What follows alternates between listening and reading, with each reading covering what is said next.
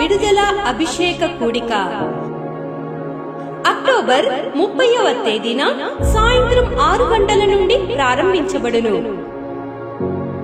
ముఖ్య ప్రసంగికులు doctor Thomas గారు, దహించు Agni ministries, Rajamahendravaram. ఈ కూడికలో సిస్టర్ కరిష్మా గారు గొప్ప ఆరాధనలో నడిపించెదరు. స్థలం తూర్పు బజార్, వాసవాయి. మరిన్ని వివరాలకు 9494940072 మరియు 73. అచ్చంపేటలో పరిశుద్ధాత్మ అభిషేక విడుదల కూడిక నవంబర్ 4వ తేదీన ఉదయం 10 గంటల నుండి ప్రారంభించబడును. ముఖ్య ప్రసంగికులు డాక్టర్ థామస్ గారు, దహించు అగ్ని మినిస్ట్రీస్, రాజమహేంద్రవరం. ఈ కూడికలో సిస్టర్ కరిష్మా గారు బలమైన ఆరాధనలో నడిపించెదరు. స్థలం Angirekula function hall, Hyderabad road, Achampet.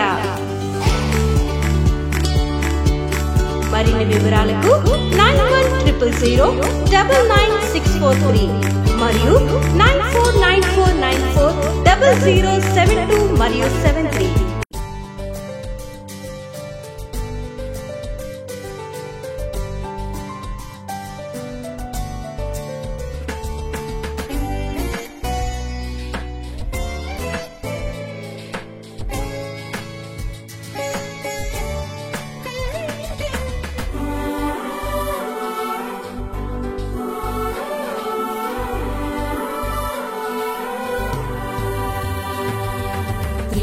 దేవునిలో ఒక్క భాగమా, పరిశుద్ధాత్ముడా నా పరిశుద్ధాత్ముడా. త్రియేక దేవునిలో ఒక్క భాగమా, పరిశుద్ధాత్ముడా నా పరిశుద్ధాత్ముడా. నాకే సొంతము నీవెప్పుడు సొంతము, నాకే సొంతము నీవెప్పుడు సొంతము. విడిచి ఎన్నడూ వెళ్ళలేవయ్యా, నన్ను విడిచి ఎన్నడూ వెళ్ళలేవయ్యా. త్రియేక దేవునిలో ఒక్క భాగమా, పరిశుద్ధాత్ముడా నా పరిశుద్ధాత్ముడా. త్రియేక దేవునిలో ఒక్క భాగమా, పరిశుద్ధాత్ముడా నా పరిశుద్ధాత్ముడా.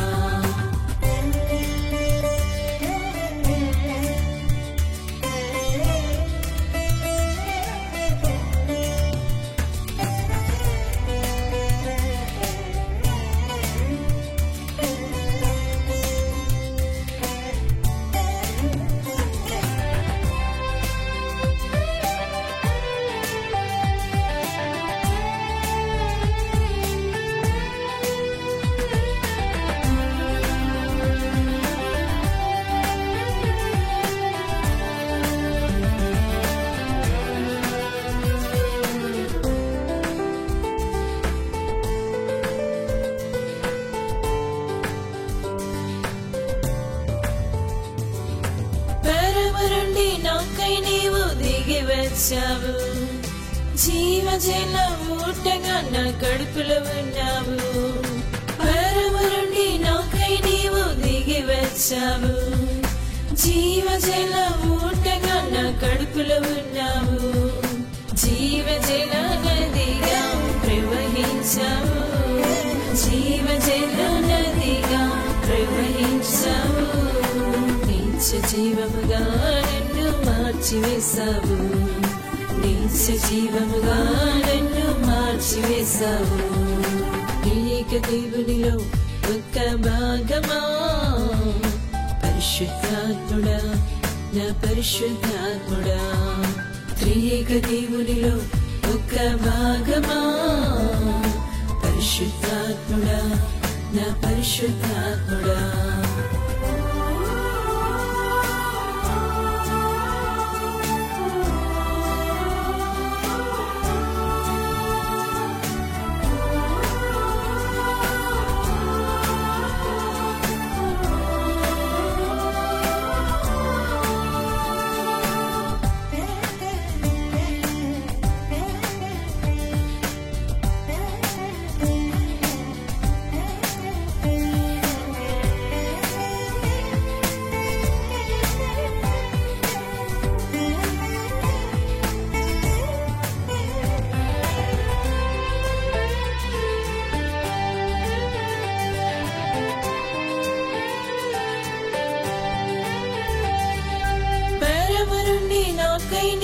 దిగి వచ్చావు.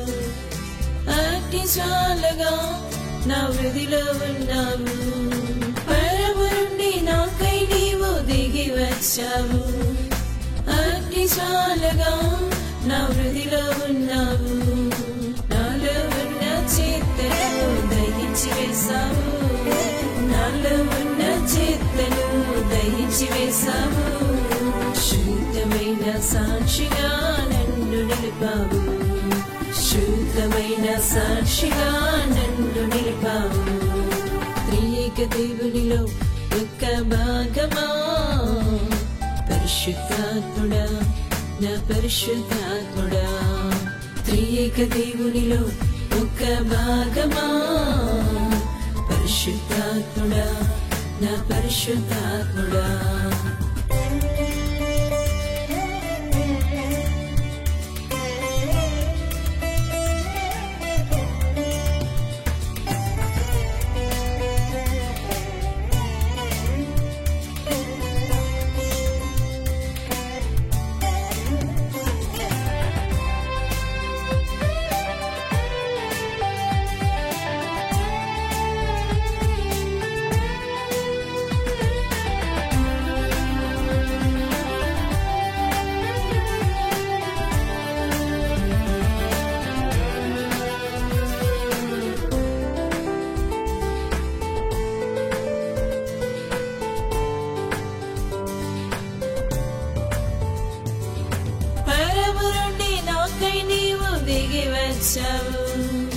ఆనంద తైలముగా నా తలపై ఉన్నావు.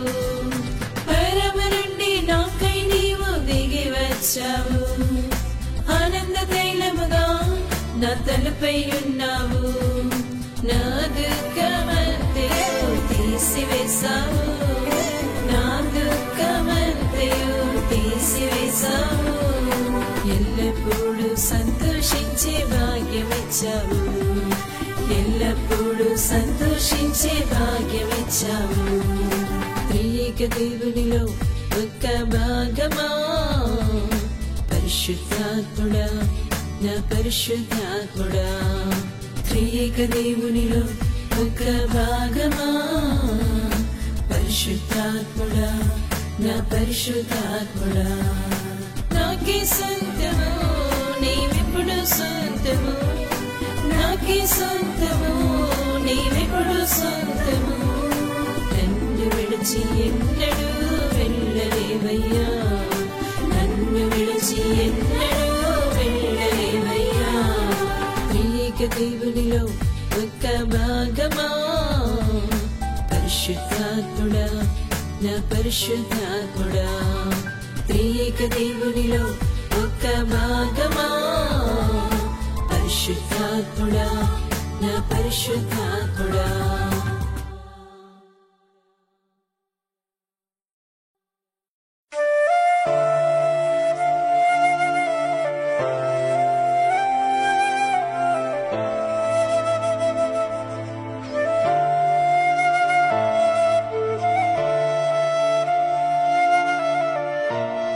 వేసనంలో అందరికీ మరొకసారి వందనాలు. కొన్ని నిమిషాలు మనం దేవుని వాక్యాన్ని నేర్చుకుందాం. చూడండి, అపోస్తుల కార్యం 17వ అధ్యాయం 25వ వచనాన్ని చదువుదాం. ఆయన అందరికిని జీవమును ఊపిరిని సమస్తమును దయచేవాడు గనుక తనకు ఏదైనాను కొదువై ఉన్నట్టు మనుషుల చేతులతో సేవింపబడేవాడు కాడు. హల్లెలూయా. మన దేవుని యొక్క మహోన్నతమైన ఔన్నత్యం ఏంటంటే దేవునికి ఏది తక్కువ కాదు, దేవునికి ఏది కొదువు లేదు. దేవుని బిడ్డలారా, ఈ సత్యాన్ని అందరూ కూడా తెలుసుకోవాలి. దేవునికి ఏది తక్కువ కాదు, దేవుడికి ఏది కొదువు లేదు. చాలామంది మనుషుల అభిప్రాయం ఏంటంటే దేవుడు కూడా మనలాంటి వాడేమో అనుకుని చాలామంది అలా అభిప్రాయపడుతూ ఉంటారు. దేవుడు కూడా మనలాంటి వాడే, చాలా తక్కువగా అంచనా వేస్తూ ఉంటారు. నా చిన్న వయసులో నేను దేవుని గురించి వినేటప్పుడు మా బంధువులలో, మా కుటుంబాలలో దేవుడి గురించి నా తక్కువ అభిప్రాయం ఉండేది. దేవుడికి ఏదో మనమే చేయాలి అన్నట్టు, దేవుడు ఏం చేసుకోలేనట్టు అలాంటి కథలు నా చిన్న వయసులో వినేదాన్ని. నేను ఈ పరిశుద్ధ గ్రంథమైన బైబిల్ చదివిన తర్వాత నాకు అర్థమైంది ఏంటంటే, దేవుడు సర్వశక్తిమంతుడు, ఆయన సర్వాధికారి, ఆయన సార్వభౌముడు, ఆయనకి అసాధ్యమైంది ఏదీ లేదు. ఆయనకి ఏదైనా కొదువై ఉన్నట్టు మనుషుల చేతులతో ఆయన ఏది సేవింపబడేవాడు కాదు. మనవేవి దేవునికి అక్కరలేదు. మన డబ్బు, మన బంగారాలు, మన పువ్వులు, మన పళ్ళు, ఇలాగా మనది ఏది దేవునికి అక్కరలేదు. అయితే మనం కానుకలు ఇస్తున్నాం కదండి అని అడుగుతారు. దేవుని బిడ్డలారా, ఇది ఇశ్రాయేలీయులకి దేవుడు పెట్టిన ఒక నియమం. ఎందుకంటే దేవుని సేవ జరగాలి అని ఉద్దేశంతో. ఇప్పుడు మేము కూడా మీలాగే పనులకు వెళితే, మేము కూడా మీకులాగే ఉద్యోగాలు చేసుకుంటే మరి దేవునికి ఎవరు సేవ చేయగలుగుతారు?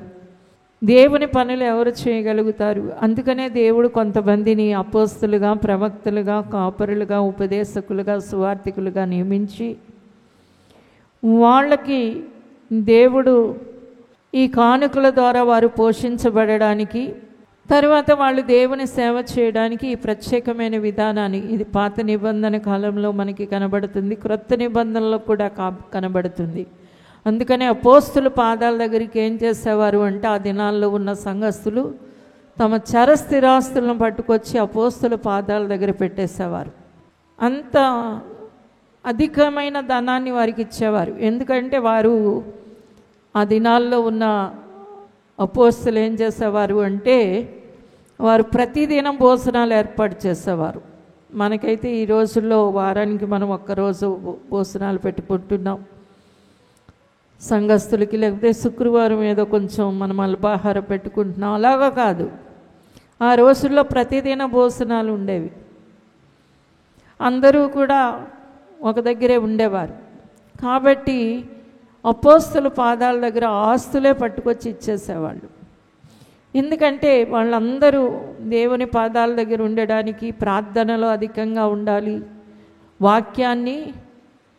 వాక్యాన్ని బోధించాలి, వాక్యాన్ని ప్రకటించడంలో, ప్రార్థనలో, దేవునితో ఉండడంలో వారు ఎక్కువ సమయం ఉండాలి. కాబట్టి ఈ లోకరీతి అయిన పనుల్లో ఉంటే అవకాశం అవ్వదు. కాబట్టి దేవుడు ఏర్పాటు చేస్తాడు. పాత నిబంధనలో కూడా లేవీలు అనే ఒక జాతిని దేవుడు ప్రత్యేకంగా తన కోసం ఏర్పాటు చేసుకుని వాళ్ళకి, ఇశ్రాయేలీయులకి ఇచ్చిన ఆజ్ఞ ఏంటంటే, మీ 10వ వంతు అంతా వారి దగ్గరికి తీసుకెళ్ళి ఇవ్వండి, వారికి స్వాస్థ్యం ఏమీ నేను ఇవ్వడం లేదు, ఈ మీరిచ్చే దాంతో వారు బ్రతుకుతూ నా సేవ జరిగిస్తారు. అందుకనే వాళ్ళకి నేను పొలాలు ఇవ్వడం లేదు, తోటలు ఇవ్వడం లేదు. ఎందుకంటే ఆ తోటలను సేద్యపరుచుకుంటూ పొలాలు పండించుకుంటూ ఉంటే వారు నా సేవ చేయడానికి వీలు పడదు. కాబట్టి ఈ పద్ధతి పెట్టాడు దేవుడు. కానీ దేవుడికి మనం ఏమీ అక్కర్లేదు. ఆయన సేవ నిమిత్తం ప్రతి వాళ్ళు తప్పకుండా కానుకలు ఇస్తారు. దాని ద్వారా సేవకులు ఏం చేస్తారు అంటే దేవుని సేవను జరిగిస్తారు. ఈరోజు మనం బైబిల్ స్కూల్ నడిపిస్తున్నాం, పెద్ద పెద్ద మీటింగ్స్ ఏర్పాటు చేస్తున్నాం, టీవీ కార్యక్రమాలు పెడుతున్నాం, అనేకులకి మనము దాన ధర్మాలు చేస్తున్నాం. ఇవన్నీ ఎలా వస్తున్నాయి అంటే, ఈ సేవలన్నీ చేయడానికి, సువార్త ప్రకటన చేయడానికి ఇవన్నీ కూడా ఈ కానుకలను వినియోగిస్తూ ఉన్నాం. దేవునికి స్తోత్రం, హల్లెలూయా, హల్లెలూయా. కాబట్టి దేవుడికి ఏదైనా కొదువై ఉన్నట్టు మనుషుల చేతులతో ఆయన సేవింపబడేవాడు కాడు. దేవుడికి ఏది తక్కువ లేదు, దేవుడికి ఏది తక్కువ లేదు. దేవుడికి మనం ఇచ్చేదేది ఆయనకి అక్కరలేదు. ఆయన సేవార్థమే మనం ఇస్తున్నాం. కాబట్టి ప్రతి బిడ్డ, దేవుని బిడ్డలు గమనించాలి, దేవుడు కొదువు లేనివాడు. కాబట్టి దేవుడు అంటున్నాడు, నా బిడ్డలైన వారు కూడా ఏది కొదువు లేకుండా చేయాలి అనుకుంటున్నాడు. అందుకనే చూడండి, ఆయన తాను ఏర్పాటు చేసుకున్న శిష్యులతో దేవుడు ఒక మాట అంటున్నాడు. లూకాసు వార్త 22వ అధ్యాయం 35వ వచనాన్ని చూద్దాం. మరియు ఆయన సంచియు జాలియు చెప్పులను లేకుండా నేను మిమ్మల్ని పంపినప్పుడు మీకు ఏమైనాను తక్కువాయనా అని వారిని అడిగినప్పుడు వారు ఏమీయూ తక్కువ కాలేదనిరి. హల్లెలూయా. దేవుడు కొంతమందిని ఏర్పాటు చేసుకుని వాళ్ళందరినీ ఇద్దరిద్దరిగా సువార్తకి పంపించాడు తన పని చేయాలని. ఇద్దరిద్దరిని పంపించినప్పుడు దేవుడు వాళ్ళని పంపించిన తరువాత దేవుడు చెప్తున్న మాట ఏంటి అంటే, మిమ్మల్ని ఒట్టి చేతులతో వెళ్ళండి అని పంపించాడు, ఏమి ఇవ్వకుండా. ఆఖరికి సంచి లేదు వాళ్ళ దగ్గర, ఏమి లేదట, సంచి లేదు, చెప్పులు కూడా లేవు, జాలి కూడా లేదు, గోతం లేదు, బట్టలు కూడా తీసుకెళ్ళలేదు, ఏమి లేకుండా పంపించి వెళ్ళండి అని చెప్పిన తర్వాత వాళ్ళు వెళ్ళిపోయారు. తర్వాత వచ్చిన తర్వాత దేవుడు అడుగుతున్నాడు, నేను ఏమి ఇవ్వకుండా ఏమీ పట్టుకెళ్ళకుండా మిమ్మల్ని పంపించాను కదా, మీకు ఏదైనా కొదువైందా అంటే వాళ్ళు చెప్తున్న మాట ఏంటంటే, ఏది కొదువ లేదు. దేవునికి స్తోత్రం. మాకేది తక్కువ కాలేదు, మేమంతా బాగున్నాం, మేమన్నీ మాకు సరిపోయాయి అని చెప్తున్నారు. ఎందుకంటే దేవుడు తన దగ్గరికి పిలిచిన వారికి ఏది తక్కువ లేకుండా ఇచ్చే దేవుడై ఉన్నాడు. హల్లెలూయా, హల్లెలూయా. మన ఆత్మీయంగా కానీ శారీరకంగా కానీ ఆత్మీయంగా ఇతనిలో ఈ లోపం ఉంది, ఇతనిలో ఈ బలహీనత ఉంది, ఈమెలో ఈ లోపం ఉంది అని మన గురించి ఎవరు చెప్పకుండా దేవుడు అన్నీ కూడా మనకి కొదువు లేకుండా ఇచ్చేవాడై ఉన్నాడు. అది శారీరకంగా కానీ ఆత్మీయంగా కానీ అన్ని కొదువు లేకుండా ఇస్తాడు. ఎందుకంటే దేవుడికి ఏది కొదువు లేదు, ఆయన సంపూర్ణుడై ఉన్నాడు. హల్లెలూయా. మన దేవుడు పరిపూర్ణుడై ఉన్నాడు. మన దేవుడు పరిపూర్ణుడై ఉన్నాడు కాబట్టి మనకి కూడా ఏది తక్కువ లేకుండా ఏది కొదువు లేకుండా చూస్తాడు. అందుకని కీర్తనకారుడైన దావీదు అంటున్నాడు, యెహోవా నా కాపరి, నాకేమీ ఏ లేమి లేదు అంటున్నాడు. ఏ లేమి లేదు. మనం చూడండి మార్కు సువార్త 10వ అధ్యాయంలో చూస్తే ఇక్కడ ఒక ధనవంతుడు కనబడుతున్నాడు. ఆ ధనవంతుడు మోక్షానికి వెళ్ళడానికి దారి చూపించమని యేసయ్య దగ్గరికి వచ్చాడు. ఒక యవనస్తుడైన ధనవంతుడు, అతడు మిక్కిలి ధనం గలవాడు. అయితే అతనికి ఈ లోకరీతిగా ఏది కొదువు లేదు, ఈ లోకరీతిగా ఏది కొదువు లేదు. అయితే యేసుక్రీస్తు ప్రభువారు అడుగుతున్నారు ఆ వ్యక్తిని, నీకు ఆత్మీయంగా నువ్వు ఆజ్ఞలన్నిటినీ నెరవేరుస్తున్నావు అంటే, చిన్నప్పటి నుండి నెరవేరుస్తున్నాను అన్నాడు. అయితే అతన్ని చూసి ప్రభువారు అన్నారు, నీకు ఒక్కటి కొదువుగా ఉంది. ఏముంది? నీ ఆత్మీయతకి ఒక్కటి కొదువుగా ఉంది. అదేంటి అంటే, నీ ఆస్తిని పేదలకు ఇచ్చేసి నువ్వు వచ్చి నన్ను వెంబడించేయి, నీకు నిత్య జీవం, మోక్షానికి వెళ్ళడానికి నీకు అదే కొదువుగా ఉంది అన్నారు. వెంటనే అతడు ఏం చేశాడు అంటే, ఆ కొదువునతోనే తిరిగి వ్యసన పడుతూ వెళ్ళిపోయాడట. ఎందుకంటే అతను మోక్షానికి వెళ్ళకుండా ఉండడానికి ఆ కారణం ఏంటి అంటే, బైబిల్లో ఒక ధనవంతుడు ఉంటాడు. దేవుడు మన ధనాన్ని మనమే అనుభవించాలి అని దేవుడు చెప్పడం లేదు పరిశుద్ధ గ్రంథంలో. మన ధనములో కొంత దేవుని సేవకి ఇవ్వాలి. రెండోది, మనకంటే తక్కువ స్థాయిలో ఉన్న బీదలకి ఇవ్వాలి. ఇది దేవుని పద్ధతి, దేవుని విధానం. దేవునికి స్తోత్రం. హల్లెలూయా. అయితే ఈ ధనవంతుడు ఏం చేస్తున్నాడంటే, పేదలకు ఇవ్వడానికి ఇష్టం లేక ఇష్టం లేని కొదువులో ఉన్నాడు. ఆ లోపం ఉంది అంటే పిసినితనం, లోభత్వం, ధనాపేక్ష, తనది తనే తినాలి, నాది నాది అనే స్వార్థ బుద్ధితో ఉన్నాడు. ఇతరులకి ఏదైనా కొంత ఇద్దాము అనే ఆలోచన లేనివాడిగా ఉన్నాడు. ఆ కొదువుతో ఉన్నాడు కాబట్టి అతను ఏమయ్యాడు అంటే, దేవుని బిడ్డలారా, మోక్షాన్ని పొందకుండానే వెళ్ళిపోయాడు. దేవుడు అంటున్నాడు, నీకు ఏది కొదువు లేకుండా ఉండాలి. దేవునికి స్తోత్రం. దేవుడు ఏది కొదువు లేనివాడు కాబట్టి ఆయన బిడ్డగా నువ్వు కూడా ఏం చేయాలి? ఏ కొదువ లేకుండా ఉండాలి.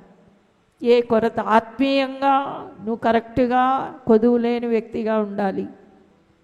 అందుకనే ఒక్క ఆజ్ఞ అతిక్రమిస్తే ఆజ్ఞలన్నిటిలో యోహాను తన పత్రికలో అంటున్నాడు, ఒక్క ఆజ్ఞ నువ్వు అతిక్రమిస్తే ఆజ్ఞలన్నిటిలో నువ్వేమైపోతున్నావు? అపరాధి అయిపోతున్నావు. ఈ ఒక్క కొదువ నిన్నేం చేస్తుంది అంటే నరకానికి నిన్ను నెట్టివేస్తుంది, పరలోకం వెళ్ళకుండా నిన్ను ఆపేస్తుంది. ఈ లోకంలో నీకున్న ఒక్క కొదువ ఏం చేస్తుంది అంటే, నీకు కొదువు ఉంటే అంటే నీకు సరిపడది లేకపోతే, ఇందాక చెప్పాను కదా, చేతిలో చిల్లి కావలేదండి.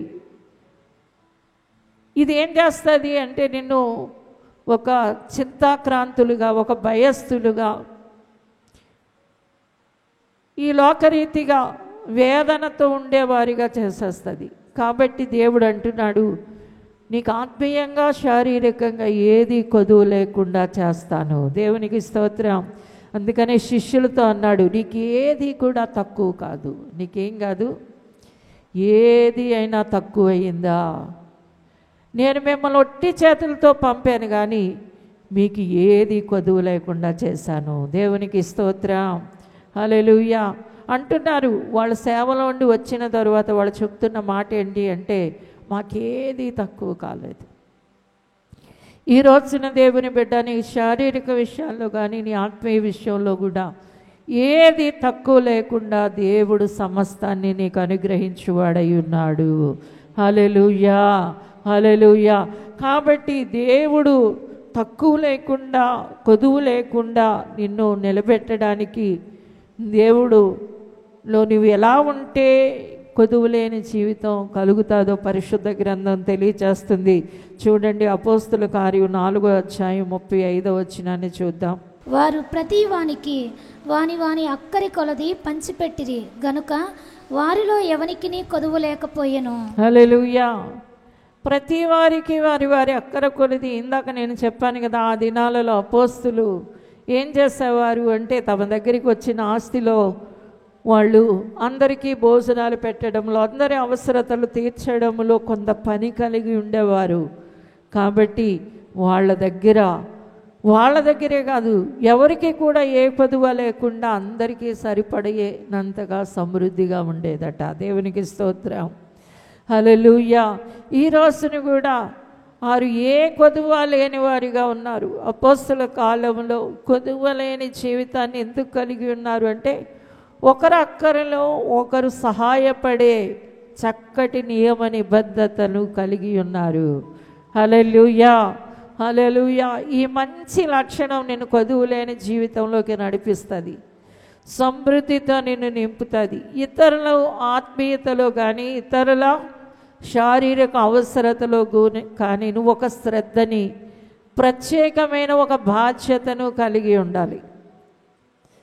నేను అన్నీ బాగున్నాను కదా అనే ధోరణిలో ఉంటారు. అందుకని కొంతమంది అందరి కొరకు ప్రార్థన చేయడంలో కూడా మర్చిపోతారు. కొంతమంది సేవకులైన వారి కొరకు కూడా ప్రార్థించరు. వారిని ఇంత చక్కగా నడిపించే మా సేవకుల కొరకు మేము ప్రార్థన చేయాలి అనుకోరు. నా కొరకు ఎంతమంది ప్రార్థన చేస్తున్నారు చెయ్యెత్తి చూపించండి. హల్లెలూయా. మన సంఘ బిడ్డలందరూ ప్రార్థనా పరులై ఉన్నారు. అందరూ బట్టి దేవునికి స్తోత్రం.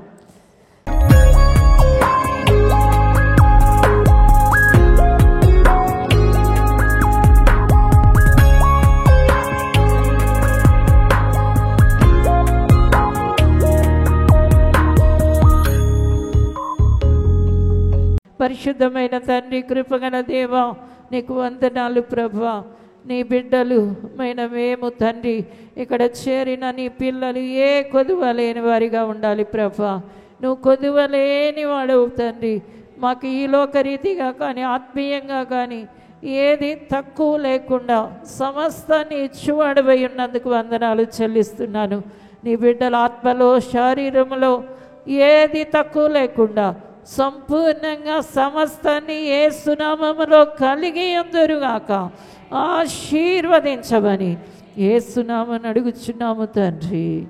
ఆమేన్. వాసవాయిలో స్వస్థత విడుదల అభిషేక కూడిక అక్టోబర్ 30వ తేదీన సాయంత్రం 6 గంటల నుండి ప్రారంభించబడును. ముఖ్య ప్రసంగికులు డాక్టర్ థామస్ గారు, ద హిందూ అగ్ని మినిస్ట్రీస్, రాజమహేంద్రవరం. ఈ కూడికలో సిస్టర్ కరిష్మా గారు గొప్ప ఆరాధనలో నడిపించెదరు. స్థలం తూర్పు బజార్, వాసవాయి. మరిన్ని వివరాలకు 9494940072 మరియు 73. అచ్చంపేటలో పరిశుద్ధాత్మ అభిషేక విడుదల కూడిక నవంబర్ 4వ తేదీన ఉదయం 10 గంటల నుండి ప్రారంభించబడును. ముఖ్య ప్రసంగికులు డాక్టర్ థామస్ గారు, దహించువగ్ని మినిస్ట్రీస్, రాజమహేంద్రవరం. ఈ కూడికలో సిస్టర్ కరిష్మా గారు బలమైన ఆరాధనలో నడిపించెదరు. స్థలం Angirekula function hall, Hyderabad road, Achampet.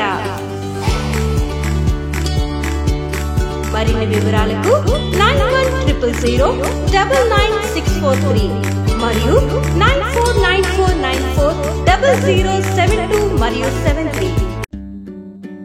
ఇది కుటుంబ ఆశీర్వాద కూడిక. ఇక్కడ మేము మా కుటుంబాలను కట్టుకున్నాం. మరి మీరు?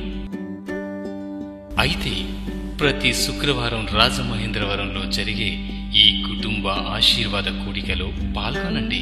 ఈ కూడిక జరుగు స్థలం దహించు అగ్ని ఆడిటోరియం, నటరాజ్ థియేటర్, రాజమహేంద్రవరం. సికింద్రాబాద్ లో దహించు అగ్ని అద్భుత అసాధారణ కూడిక ప్రతి శనివారం సాయంత్రం 5 గంటల నుండి ప్రారంభించబడును. స్థలం SPG church ground, alpha hotel వెనుక, సికింద్రాబాద్. మరిన్ని వివరాలకు 9494940074 మరియు 75. రాజమహేంద్రవరంలో దహించు అగ్ని అభిషేక ఆదివారపు ఆరాధన ఇప్పుడు ప్రతి ఆదివారం ఉదయం 9:30 నుండి ప్రారంభించబడును. తప్పక పాలు పొందండి, దైవిక ఆశీర్వాదం పొందండి. స్థలం దహించు అగ్ని ఆడిటోరియం, నటరాజ్ థియేటర్, రాజమహేంద్రవరం. మీ ప్రార్థన అవసరతలకు 9494940072 మరియు 73. ఈ టీవీ కార్యక్రమాన్ని చూసి ఆశీర్వదించబడినట్లయితే దహించు అగ్ని టీవీ పరిచర్యకు మరియు బ్లెస్సింగ్ ల్యాండ్ కు సహకరించండి.